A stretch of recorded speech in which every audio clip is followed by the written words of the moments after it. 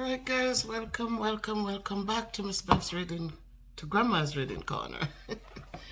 Yes, and tonight we're going to be looking at another of Dr. Seuss's classics. And this one is about the Lorax. And again, remember that Dr. Seuss, he combines the funniest stories, craziest creatures, and zaniest pictures with his unique blend of rhyme, rhythm, and repetition to help children of all ages learn to read. But tonight we'll be reading about the Lorax. And so, Grayson, Gia Marie, Imani, let's go.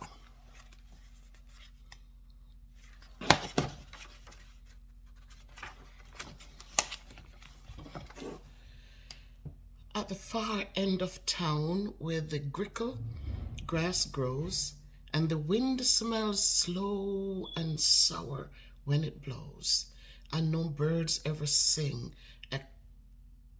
excepting old crows, is the street of the lifted Lorax.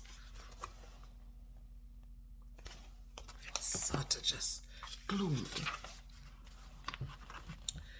And deep in the grickle grass, some people say, if they look deep enough, you can still see today where the Lorax once stood, just as long as it could, before somebody lifted the Lorax away.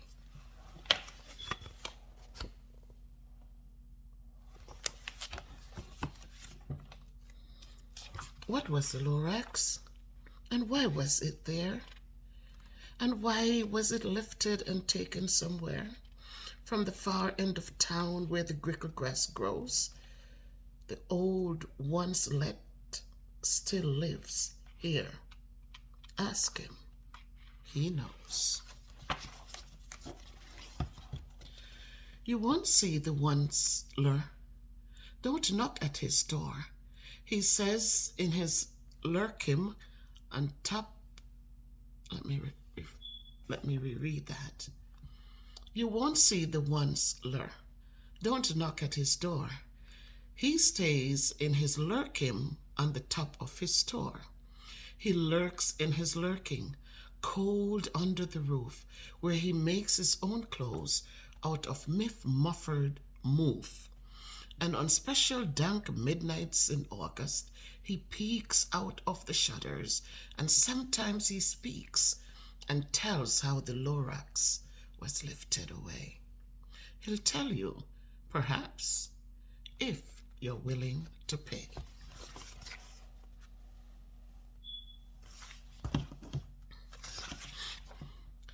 On the end of a rope, he lets down a tin pail, and you have to toss in 15 pence and a nail and the shell of a great grandfather snail.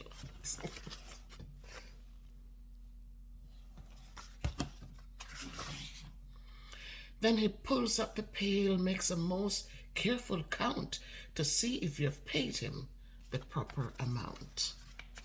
Then he hides what you paid him away in his snoof, his secret strange hole in his goovulous glove. Then he grunts, I will call you by whisper my phone, for the secrets I tell are for your ears alone. Slop. Down slops the whisper my phone to your ear, and to the old once-ler's whispers are not very clear, since they have to come down through a snurgly hose, and he sounds as if he had smallish bees up his nose. Now I'll tell you, he says, with his teeth sounding gray, how the Lorax got lifted and taken away. It all started way back, such a long time back. Way back in the days when the grass was still green, and the pond was still wet, and the clouds were still clean, and the song of the swomy swans rang out in space. One morning I came to this glorious place, and I first saw the trees, the truffula trees, the bright colored tufts of the truffula trees, mile after mile in the fresh morning breeze.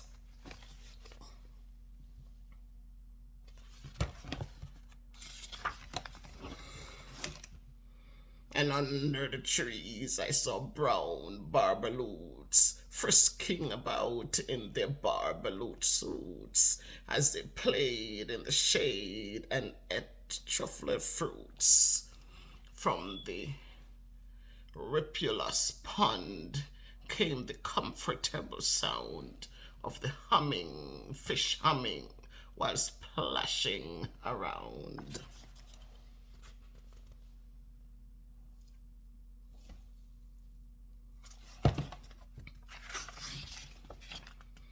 But those trees, those truffle trees. All my life I'd been searching for trees such as these. The touch of their tufts was much softer than silk, and they had the sweet smell of fresh butter, fly milk. I felt a great leaping of joy in my heart. I knew just what I'd do. I unloaded my cart. In no time at all, I had built a small shop. Then I chopped down a truffle tree with one chop, and with great skillful skill, and with great skillful skill, and with great speed, I took the soft tuft and I knitted a thneed.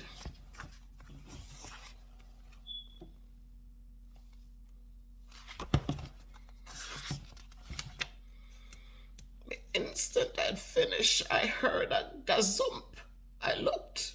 I saw something pop out of the stump of the tree I chopped down. It was sort of a man. Describe him? That's hard. I don't know if I can. He was shortish and oldish and brownish and mussy, and he spoke with a voice that was sharpish and bossy.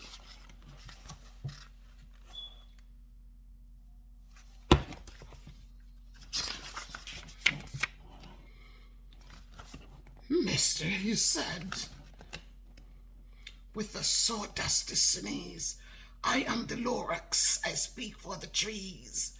I speak for the trees, for the trees have no tongues. And I'm asking you, sir, at the top of my lungs. He was very upset as he shouted and puffed. What's that thing you've made out of my truffle tufts?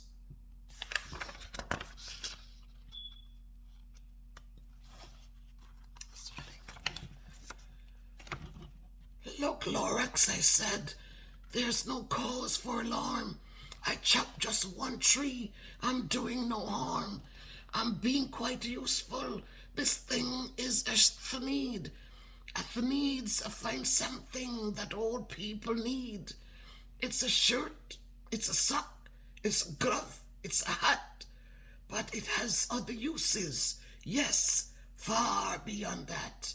You can use it for carpets, for pillows, for sheets, or curtains or covers, for bicycle seats.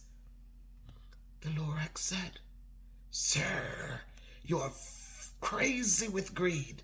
There's no one on earth who would buy that full thneed.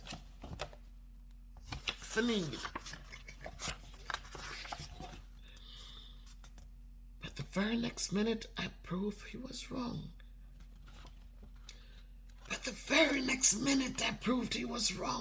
For just at that minute, a chap came along, and he thought that the need I had knitted was great. He happily bought it for $3.98. I laugh at the Lorax. You poor stupid guy. You never can tell what people will buy. I repeat, cried the Lorax, I speak for the trees. I'm busy, I told him. Shut up, if you please. Let me reread that. I repeat, cried the Lorax, I speak for the trees. I'm busy, I told him. Shut up, if you please. I rushed across the room and in no time at all built a radio phone. I put in a quick call.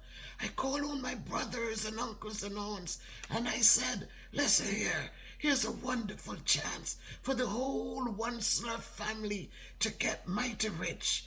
Get over here fast. Take the road to North Nitch. Turn left at Wee Hawken. Shot right at South Stitch.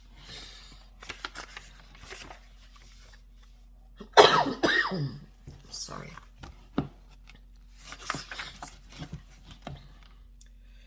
And in no time at all in the factory I built, the whole Onceler family was working full tilt. We were all knitting needs, just as busy as bees, to the sound of the chopping of truffle trees.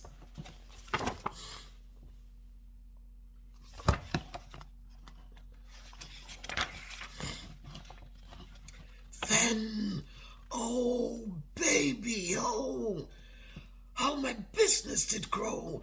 Now chopping one tree at a time was too slow. So I quickly invented my super axe hacker, which whacked off 4 truffle trees in one smacker. We were making finnies 4 times as fast as before. And that Lorax, he didn't show up anymore.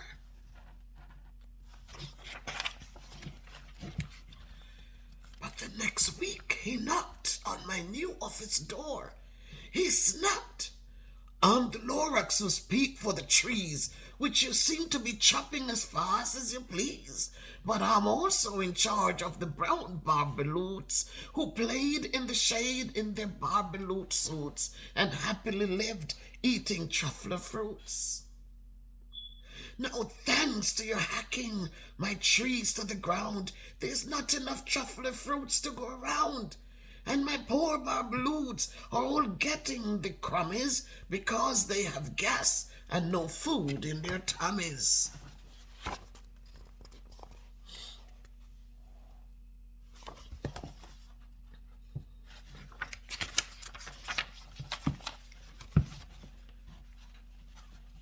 They loved living here, but I can't let them stay.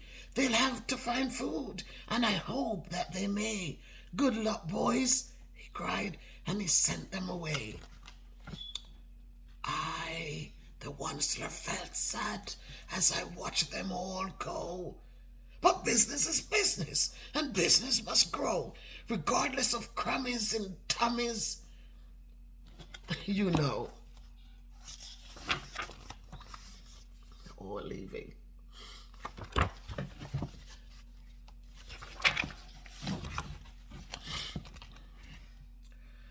I meant no harm. I most truly did not. But I had to grow bigger, so bigger I got.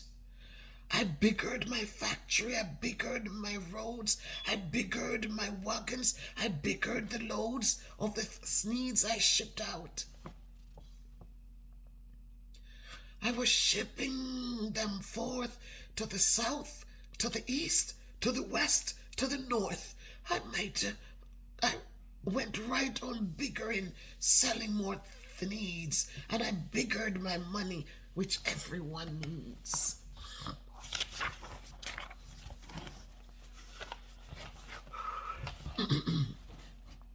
Then again came back. He came back and I was fixing some pipes when that old nuisance Lorax came back with more grapes. I'm sorry. I am the Lorax. He coughed and he whiffed. He sneezed and he snuffled. He snuggled. He sniffed. Onceler, he cried with a querulous croak. Onceler, you're making such smuggler smoke. My poor swarmy swans, why they can't sing a note?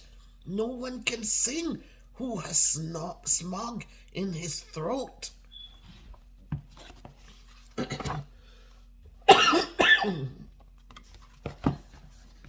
coughing like the Lorax.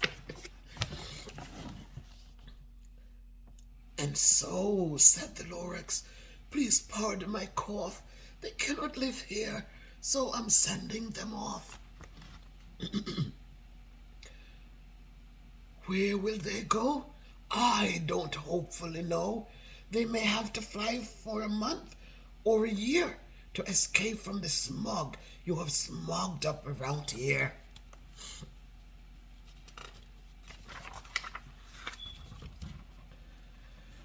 What's more, snapped the Lorax, his dander was up. Let me say a few words about gloopity glop. Your machinery chugs on day and night without stop, making gloopity glop, also sloppity slopped. And what do you do with this leftover goo?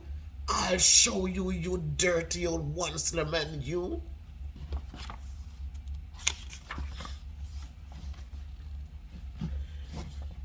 You're glumping the pond where the humming fish hummed. No more can they hum, for their gills are all gummed. So I'm sending them off. Oh, their future is dreary. They'll walk on their fins and get woefully weary in search of some water that isn't so smeary. I hear things are just as bad up in Lake Erie. Everything is getting bad.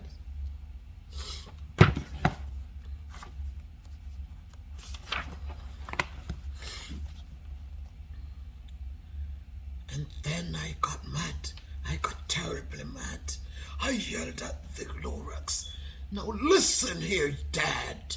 All you do is yup, yup, and say bad, bad, bad, bad. Well, I have my rights, sir, and I'm telling you, I intend to go on doing just what I do. And for your information, you Lorax, I'm figuring and biggering and biggering and biggering and biggering, turning more truffle trees into thneeds which everyone needs.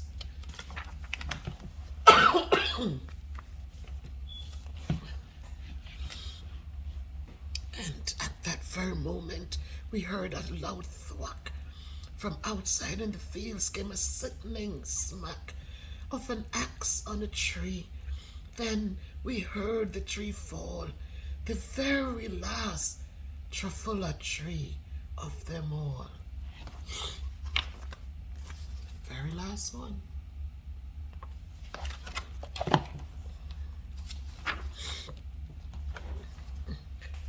No more trees, no more needs, no more work to be done. So in no time, my uncles and aunts, everyone, all waved me goodbye. They jumped in my cars and they drove away under the smoke-smuggered stars. Now all that was left neath the bad-smelling sky was my big empty factory, and Lorax and I.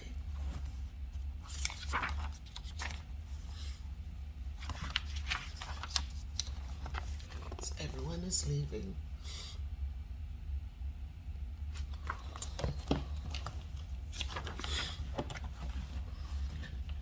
The Lorax said nothing, just gave me a glance, just gave me a very sad and backward glance as he lifted himself by the seat of his pants.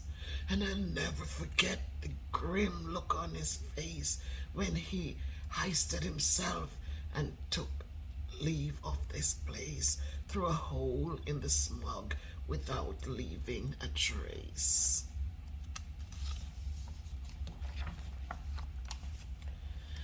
And all that the Lorax left here in this mess was a small pile of rocks with the one word, unless. Whatever that meant, well, I just couldn't guess. That was long, long ago, but each day since that day, I've sat here and worried away. Through the years while my buildings have fallen apart, I worried about it with all of my heart.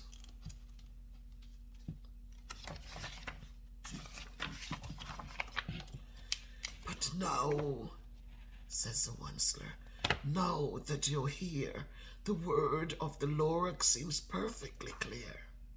Unless someone like you cares a whole awful lot, nothing is going to get better.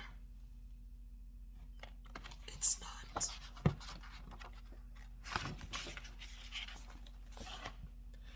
So, catch, calls the Onceler. He lets something fall. It's a truffle seed. It's the last one of all. It's the last one of all. You're in charge of the last of the truffle seeds. And truffle trees are what everyone needs. Plant a new truffle.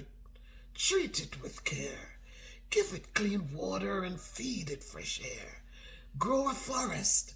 Protect it from axes and that hack. Then the Lorax and all of his friends may come back. The end. So again, as I said, all of Dr. Seuss's books have a moral to it. And in this one, it says, in this haunting fable about the dangers of destroying our forests, the long-suffering Lorax tries to save the trees from the wicked Onceler's axe. And let's think of the Onceler as us who keep building larger buildings and we keep cutting down the trees.